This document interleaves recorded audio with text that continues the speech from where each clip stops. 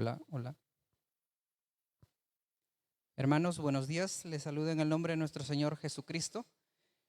Le doy la bienvenida a este servicio de escuela dominical y vamos a ponernos en pie y vamos a iniciar con palabras de oración.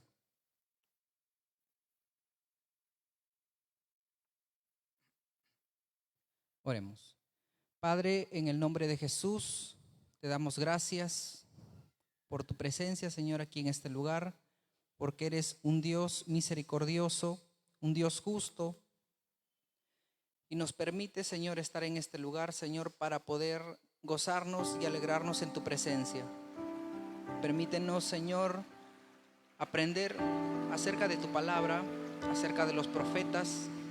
Ayúdanos a entender tu mensaje, Señor, y aplicarlo a nuestra vida. Permíteme, Señor, transmitir esta palabra, Señor, fiel a tu corazón.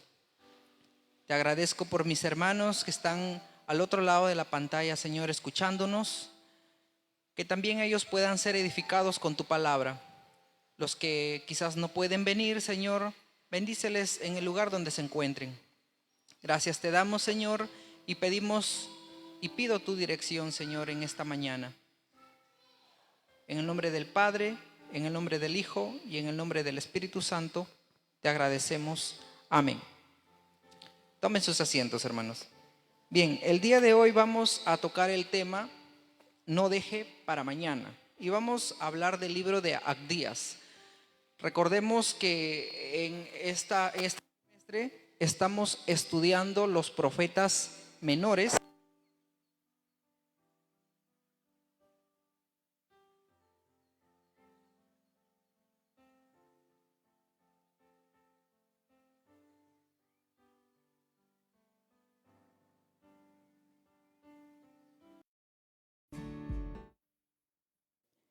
Bien, recordemos que estamos estudiando los profetas menores. Ya hemos estudiado a 2 profetas. En este día vamos a estudiar al tercer profeta menor. Y les hago recordar que se llaman profetas menores, no porque sean de menos rango que los profetas mayores, sino por la cantidad de capítulos que contiene cada libro. Y también porque cuando se encontraron los manuscritos, todos los profetas estaban compendidos en un solo libro. Y luego se ha desagregado libro por libro. Por ello se le caracteriza como profetas menores, a diferencia de los profetas mayores que cada uno tenía su manuscrito aparte.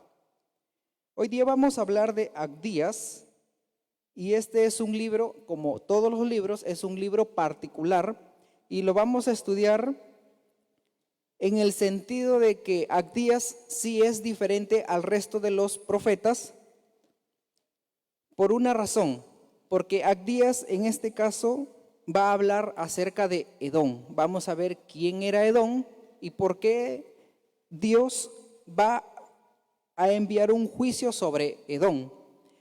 Voy a darles algunos datos sobre este libro. El primer dato es que este es el libro más corto del Antiguo Testamento y eso va a implicar de que vamos a leer todo el libro. Quizás no nos vaya a suceder con otros libros, pero en esta oportunidad, como es el libro más corto, son 21 versículos, nos va a dar quizás el tiempo de estudiar versículo por versículo y le vamos a dar lectura a todo el libro. Como segundo dato, Abdías, o el libro de Abdías, no nos dice nada acerca del autor Abdías. No vamos a encontrar ningún dato. Es más, los libros proféticos, o en la mayoría de los libros, siempre inicia indicando el nombre del autor y luego nos indica es hijo de. En este caso, en Abdías no se nos indica nada de referencia acerca de sus padres o acerca de algún familiar o acerca del rey que estaba gobernando en el tiempo en que profetizaba Abdías. Así que no tenemos datos acerca de Abdías, ni siquiera el nombre de su padre. Y hay muchos Abdías, si ustedes se proponen leer toda la Biblia, van a encontrar muchos Abdías en la Biblia. Sin embargo, a ninguno de ellos lo podemos relacionar con el profeta Abdías, porque no tenemos datos de Abdías. El hecho de que no tengamos datos de un autor no significa que no podemos conocer la trascendencia de este libro. Y como les decía con el anterior profeta, que era el profeta Oseas, si no tenemos datos del autor, nos centraremos en el mensaje del autor. En algunos casos va a ser importante analizar al autor, como lo va a hacer el siguiente profeta, que es Jonás. Seguramente se hablará un poco acerca de este personaje llamado Jonás. En este caso no vamos a hablar de Abdías, pero sí vamos a hablar del mensaje de Abdías.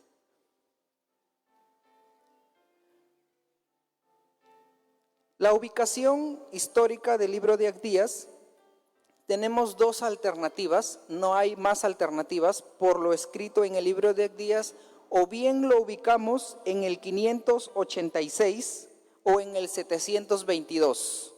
¿Qué sucedieron en estas fechas? Si ustedes recuerdan, la línea de tiempo que estudiamos hace varias clases, ubicamos fechas específicas, y la fecha del 586 fue cuando cayó Judá. El reino de Judá, el reino del sur, cayó a manos de los babilónicos. Y en el 722 cayó Israel, cayó Samaria. Entonces el profeta Abdías bien se ubicó en la caída de Judá o bien en la caída de Israel. No sabemos exactamente en cuál de los dos está ubicado, pero en uno de esos dos estaba, por lo que vamos a analizar más adelante. Porque los edomitas se alegraron cuando los israelitas iban al cautiverio. El nombre Edom, hermanos, para poder hacer un poco de contexto, es el nombre alternativo que se le da a los hijos de Esaú. Y vamos a hacer un poco de historia. Ustedes recordarán que Dios le prometió a Abraham una descendencia como las estrellas del cielo, ¿verdad? Si se acuerdan de ello. Entonces, Abraham, por apresurado, tuvo un hijo fuera del matrimonio, ¿verdad? ¿Cuáles fueron los hijos de Abraham? A ver, Ismael, ¿y quién más? Isaac. De ahí proviene. Luego Isaac, ¿cuáles fueron los hijos de Isaac? Jacob y Esaú, exactamente. Hasta ahí nos ubicamos. En los hijos de Isaac, Jacob y Esaú, recuerden que entre estos dos hijos desde el nacimiento hubo una rivalidad. Nadie quería salir segundo y Jacob se agarró de la patita de la patita no tienen, ¿no? Tienen el piecito del bebé, se agarró ahí para tratar de salir primero, pero salieron juntos.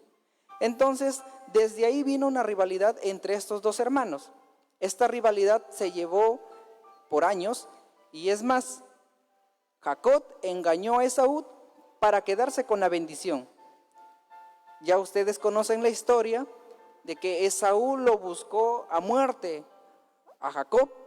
Sin embargo, la historia y la Biblia nos cuenta de que al final Esaú perdonó a su hermano por la transgresión que le había hecho. Y Dios bendijo a Jacob porque Esaú menospreció la bendición. Recuerden que lo vendió por un plato de lentejas. Estas consecuencias, lógicamente, pesaron para la vida de Esaú. No obstante, Esaú perdonó a Jacob. Sin embargo, siempre a veces hay un pero y un sin embargo. Los descendientes de Jacob no perdonaron al pueblo de Israel. Recuerden que luego Jacob fue renombrado como Israel.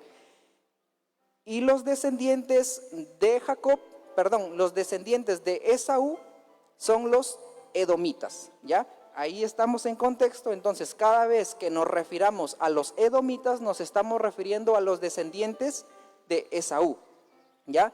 Y traigamos siempre a la memoria que cuando hablamos de Esaú, hablamos de la rivalidad que había entre Jacob y Esaú. Esaú perdonó a Jacob, pero los descendientes, los hijos, los nietos, y así sucesivamente no perdonaron esta historia. Continuó la rencilla. Ya, no se olviden de eso. Entonces la rivalidad entre Jacob y Esaú continuó representado por sus descendientes. Como hermanos se reconciliaron, sin embargo, como pueblo mantuvieron sus diferencias. Y vamos a analizar estas diferencias y vamos para que ustedes puedan tener un poco del contexto de esta trifulca que había entre estos dos pueblos, entre Israel y Edom. Vamos al libro de Números, capítulo 20. Números, capítulo 20.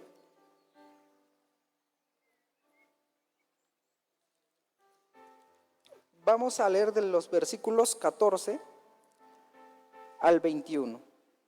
Aquí Israel ya había salido de Egipto y se dirigía hacia la tierra prometida. Dice, envió Moisés embajadores al rey de Edom. Recuerden, cada vez que mencionamos la palabra Edom nos estamos refiriendo al pueblo de Esaú, los descendientes de Esaú. Envió Moisés embajadores al rey de Edom desde Cades diciendo, así dice Israel tu hermano. ¿Ya? ¿Por qué dice Israel tu hermano?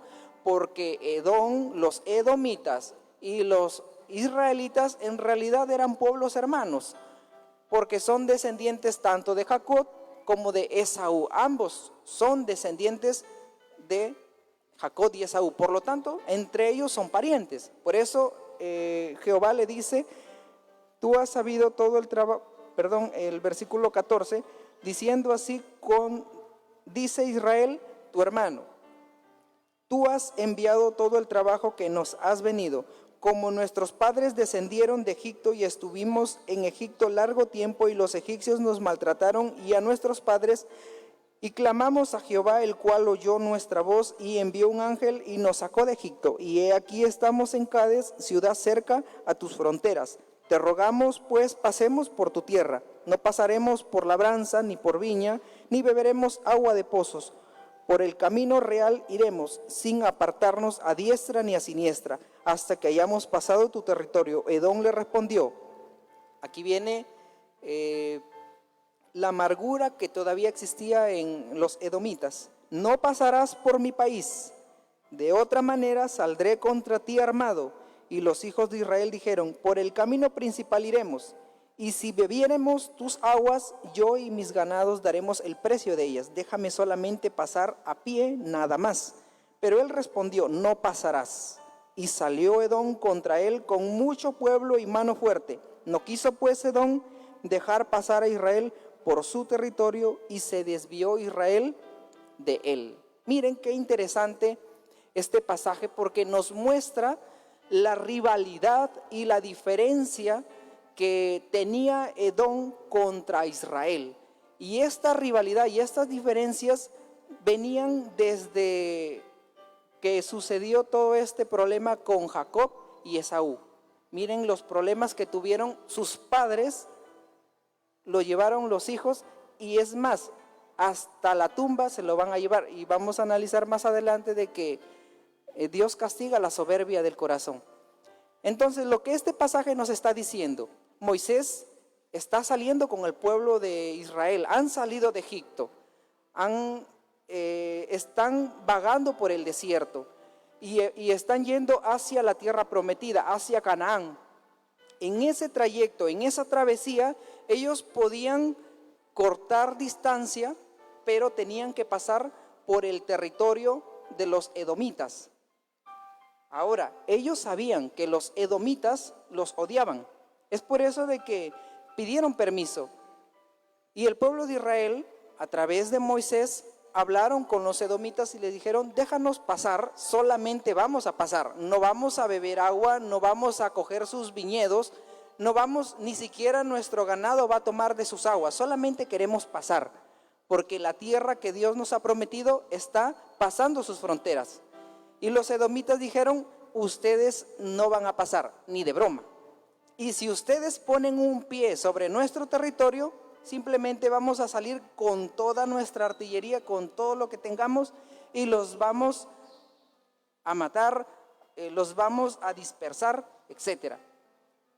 Moisés, para o los embajadores, en este caso Moisés salió hacia los embajadores como para buscar una alternativa, aunque sea déjanos pasar por el costado, por los caminos, por las llanuras, para poder cortar distancia. ¿Y qué dijo los embajadores de Edom?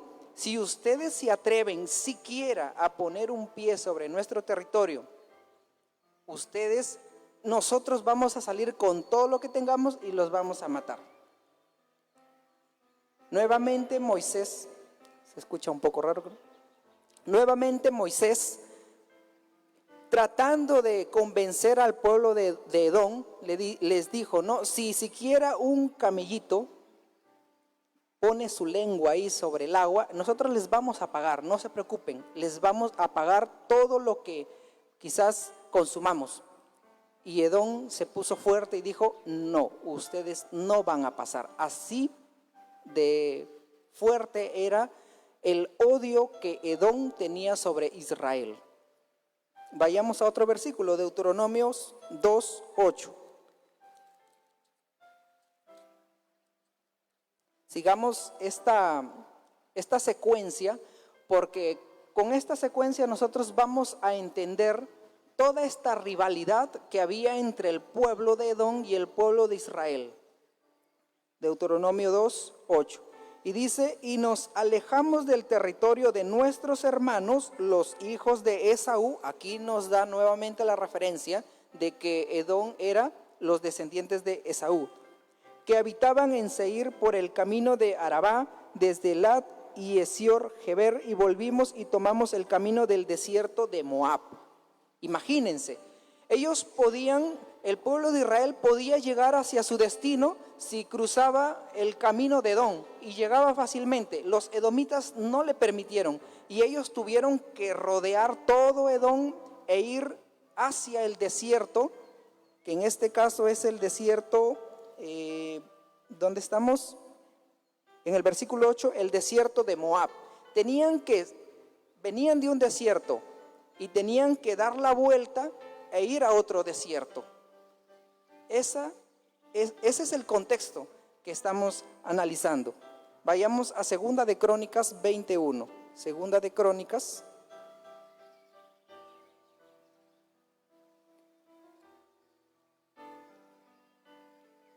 Segunda de Crónicas, capítulo 20, versículo 1. Dice lo siguiente: pasados estas cosas, aconteció que los hijos de Moab y de Amón, y con ellos otros de los amonitas, vinieron contra Josafat a la guerra. Y acudieron algunos y dieron aviso a Josafat diciendo: contra ti viene una gran multitud del otro lado del mar y de Siria, y he aquí están en Hasenón Tamar, que es en Hadid.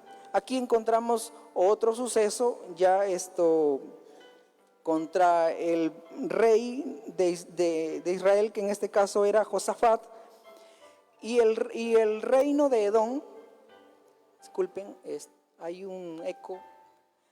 El reino de Edom nuevamente se opuso al reino de Josafat. Aquí encontramos nuevamente otra referencia de las diferencias que habían entre estos reinos. Sigamos ahí nada más en el capítulo 21, vamos a continuar viendo este contexto, versículos 8 y 9. Dice: en los días de se rebeló Edom contra el dominio de Judá y pusieron rey sobre sí. Entonces pasó Jorán con sus príncipes y todos sus carros y se levantó de noche y derrotó a los edomitas que le habían sitiado y a todos los comandantes de sus carros. Segunda de Reyes 14:7. Vayamos rápido, Segunda de Reyes 14:7. Dice lo siguiente: mató asimismo a 10,000 edomitas en el valle de la Sal y tomó a Sela en batalla y la llamó Joctel hasta hoy. Miren, cada vez que un edomita veía a un judío o a un israelita, hebreo, como usted le quiera nombrar, era una señal de que iba a haber una batalla campal. No se podían ver estos pueblos. Así de fuerte era la rivalidad que existían entre estos dos pueblos. Y el encabezado del libro de Abdías, vayamos ahora sí al libro de Abdías, el encabezado del libro de Abdías es acerca de la humillación de Edom. Vamos a analizar esto, vamos a leer los 3 primeros versículos y vamos a encontrar en este encabezado del libro que en primer lugar vamos a ver la arrogancia de Edom.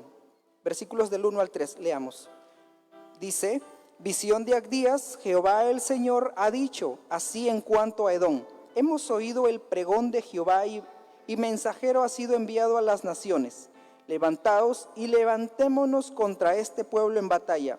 He aquí, pequeño te he hecho entre las naciones, estás abatido en gran manera. Versículo 3, es importante el versículo 3. La soberbia de tu corazón te ha engañado.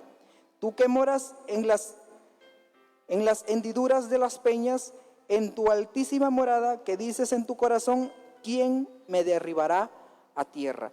En los versículos 1 al 3 encontramos la arrogancia de Edom, es decir, la soberbia y el orgullo que tenía Edom, porque la situación geográfica de Edom era muy favorable en cuanto a las guerras. Edom vivía en llanuras y para poder entrar al territorio de Edom tenías que pasar por unos lugares estrechos, y cuentan algunos historiadores que para que alguien sitiara a Edom no se podía, porque bastaba con que 7 soldados de Edom se colocaran en esos estrechos para poder diezmar o descuartizar cualquier ejército que pudiera enfrentarse a Edom. Y ellos se sentían orgullosos porque nadie les podía hacer frente, porque tenían una ubicación geográfica envidiable. Nadie los podía hacer frente. Para poder entrar a Edom no podían derribar las montañas que los rodeaban y tenían que pasar por unos estrechos, y pasar por esos estrechos era un camino y un sendero de muerte, porque te atacaban y no podías pasar. Por ahí quería pasar Moisés con el pueblo y no les permitieron. Y ellos se sentían orgullosos por eso, por su situación geográfica. La soberbia de tu corazón te ha engañado, tú que moras en las hendiduras de las peñas. Aquí está hablando de las hendiduras de las peñas, los montes. En tu altísima morada, que dices en tu corazón: ¿quién me derribará a tierra? Aquí Dios está haciendo un diagnóstico sobre Edom, de cómo era el pueblo de Edom. Y ahora vamos a hacer una aplicación, porque lo que Edom tenía en su corazón, que era soberbia, a causa de la ubicación geográfica acerca de lo que ellos tenían, puede también ser un llamado de advertencia acerca también de nuestra propia arrogancia. Quizás nos podamos sentir arrogantes por la posición económica, aquí no, quizás en otros lados, o alguien que nos esté viendo, quizás la posición económica que tengas puede volverte arrogante, o el nivel intelectual que tú puedas decir tener te puede llevar a la arrogancia y te puedas sentir orgulloso y enaltecerte y sentirte superior a cualquier otra persona. Eso es lo que Dios va a castigar. Y miren que cuando Dios hace el diagnóstico de Edom, lo primero que va a resaltar es su arrogancia. Edom tenía muchos defectos y el profeta pudo haber mencionado muchos de los defectos, pero principalmente se enfoca en la arrogancia, en el orgullo que había en el corazón del pueblo de Edom. Vamos a analizar más adelante que el orgullo o la arrogancia que pueda existir en las personas es sinónimo de que Dios te va a humillar. Vamos a ver luego en Santiago que Dios humilla a los soberbios. Vayamos desde los versículos 4 al 9. Continuamos con el encabezado del libro, con la secuencia, y vamos ahora a ver la humillación de Edom a causa de su soberbia. Versículos del 4 al 9. Si te remontares como águila, y aunque entre las estrellas pusieres tu nido, de allí te derribaré, dice Jehová. Si ladrones vinieren a ti o robaren de noche, como has sido destruido, no hurtarán lo que le robaste.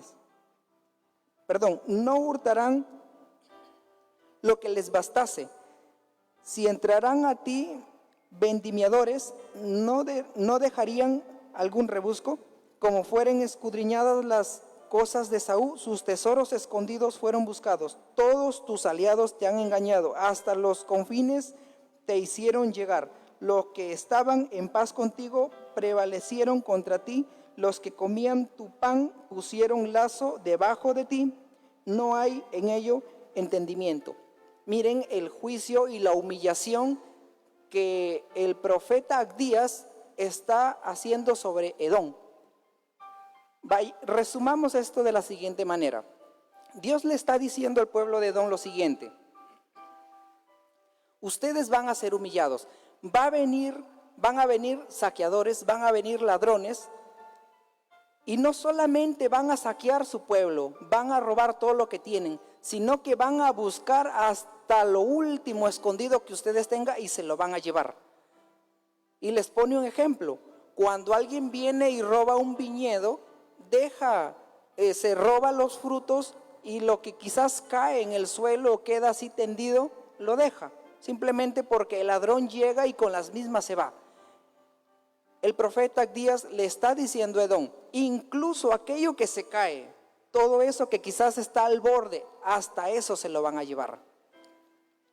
Si tuvieres tesoros escondidos debajo de las piedras o en murallas o fortificadas, todo eso se lo van a llevar, no quedará nada. De todo te van a despojar por el orgullo que hay en tu corazón. El versículo 4 dice: si remontares como el águila, y aunque entre las estrellas pusieres tu nido, de allí te derribaré, dice Jehová. Esto implica la soberbia que había en el corazón de Edom.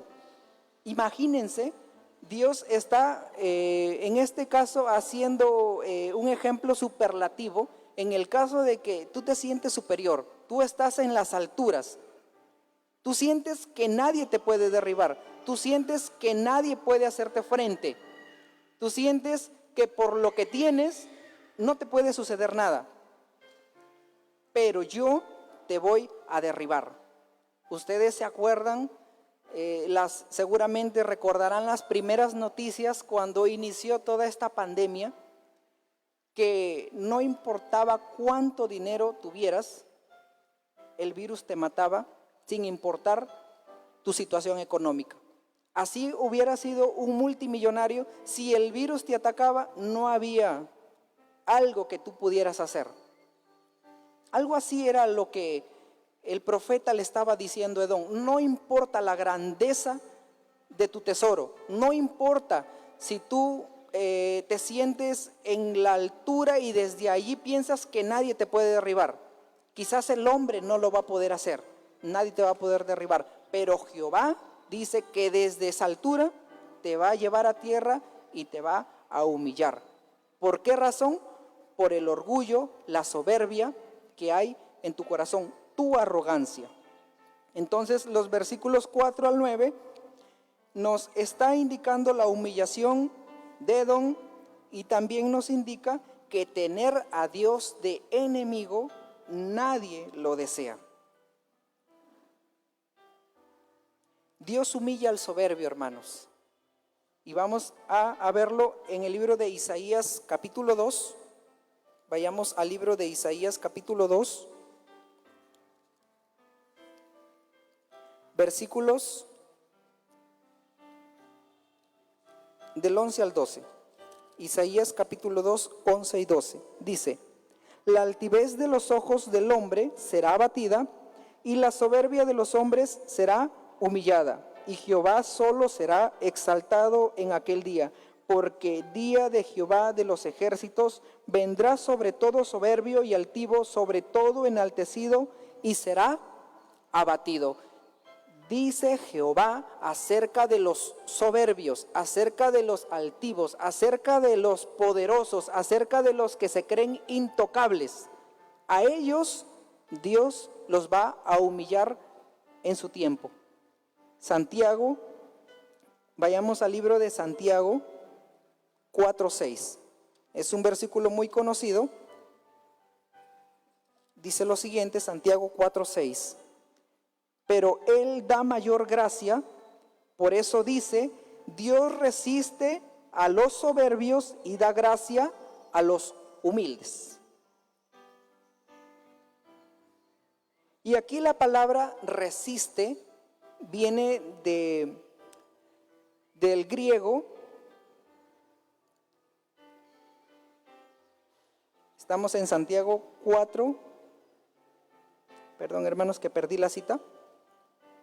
Santiago 4:6. Aquí la palabra resiste viene del griego militar.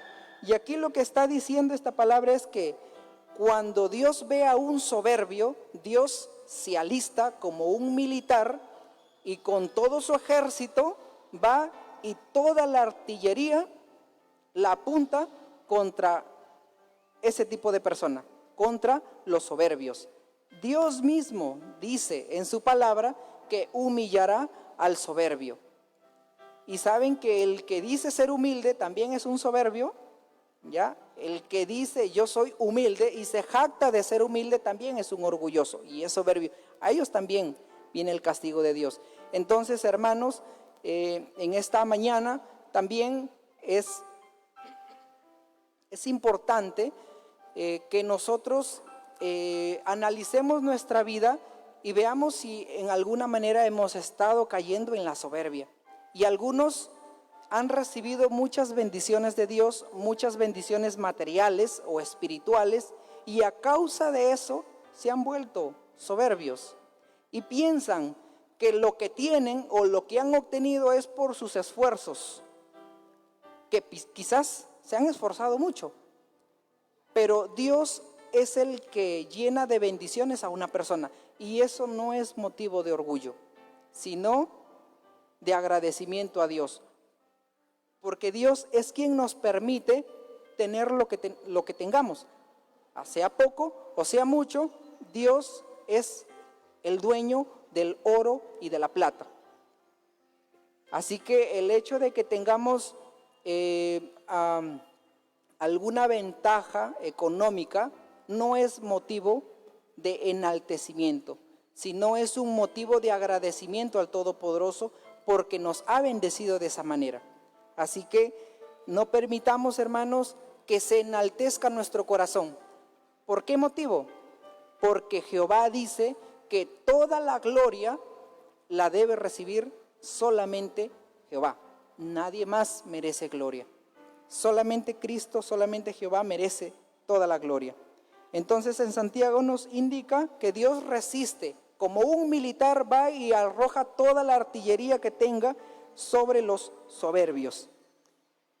A veces nos gloriamos de cualquier cosa, nos gloriamos por el trabajo que tenemos, nos gloriamos por el sueldo que tenemos, por las influencias que podamos tener, por la cuenta bancaria que podamos manejar, o quizás por la educación que tenemos.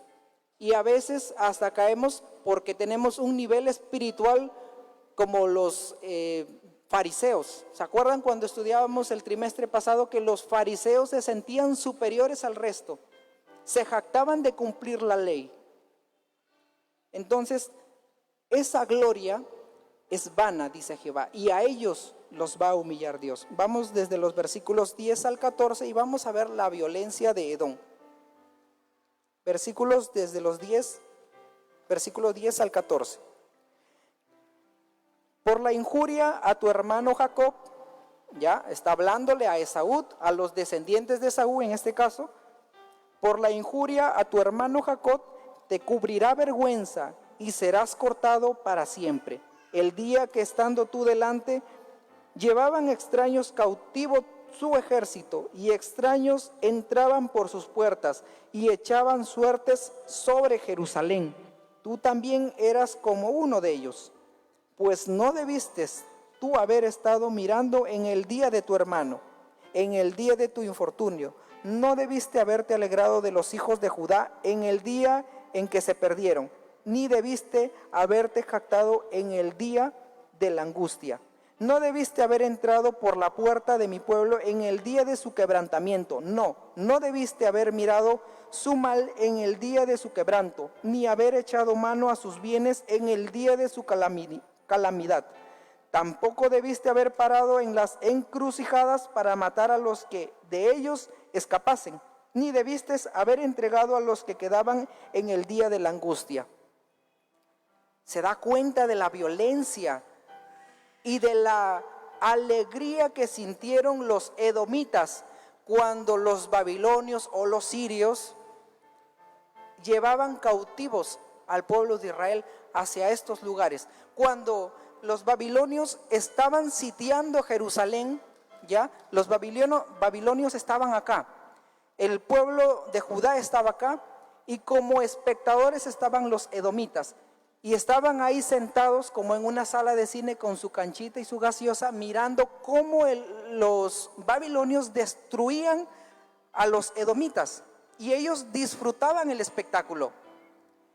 Dice la palabra en estos versículos que cuando esto sucedía ellos estaban alegres. Y es más, aquí vamos a ver la crueldad de estos edomitas, que cuando los babilonios estaban llevando cautivos a los judíos, ellos aprovecharon esa oportunidad para saquear los bienes que tenían.